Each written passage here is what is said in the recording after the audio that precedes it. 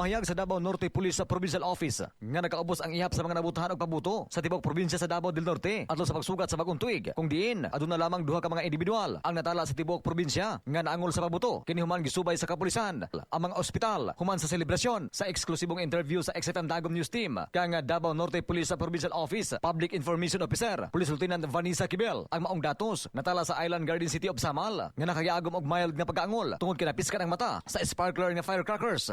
Separate ni siya ka-incident, nagagikan kini sa Island Garden City of Samal. So, isa ka babae nga biktima o isa ka lalaki. So, ni siya, no?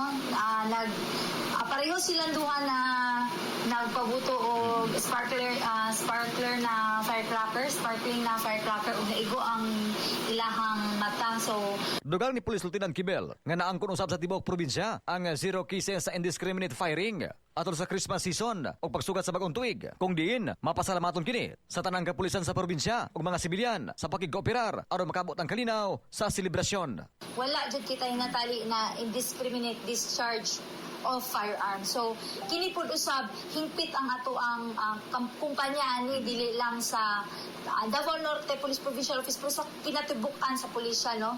Kay ingon nga sa ato ang Chief PNP na pag imuha na ipabuto, mawala jud sa imong badge. Samtang sa hugot nga monitoring sa Davao Police batok sa mga illegal nga namaligya og pabuto. Malampusong gikasang upat ka mga operasyon. Duha niini sa Tagum City, duha usab sa lungsod sa Santo Tomas, dungan sa pagkumpiska sa mga pabuto nga gibaligya sa dili designated areas. Sumala sa datos sa buhatan, malampusong gikumpiska ang 571 ka naglaing-laing klase sa pabuto nga naglakip sa 170 ka piraso sa pikulo, 161 ka 5-star, napulo ka plapla, 3 ka whistle bomb, usa ka large size Judas belt, 14 ka kuitis o dugang 104 ka klase-klase pabuto nga nakatidad og 10,080 pesos. Nasayran nga nakaubos ang ihap sa natala na angol tungod sa pabuto sa Davao del Norte. Butang nga gipasalamatan sa kapulisan ang publiko sa pagtamod sa mga pahinumdum sa kapulisan aron sugaton sa kasadya ang bagong tuig og dili disgrasya. Kahinumduman nga sumala sa monitoring sa Department of Health Epidemiology Bureau ikan Disyembre 21, 2025 hangtod Enero 3, 2026. Ana lamang sa 655 ang ihap sa fireworks related injuries sa tibok nasod. Mas ubos kini ikumpara sa 819 kaso samang kaso nga natala sa buhatan sa milabay nga tuig. Wala gipili nga oras sa pagkape basta imong kape healthy. Pili ang kapeng healthy kini ang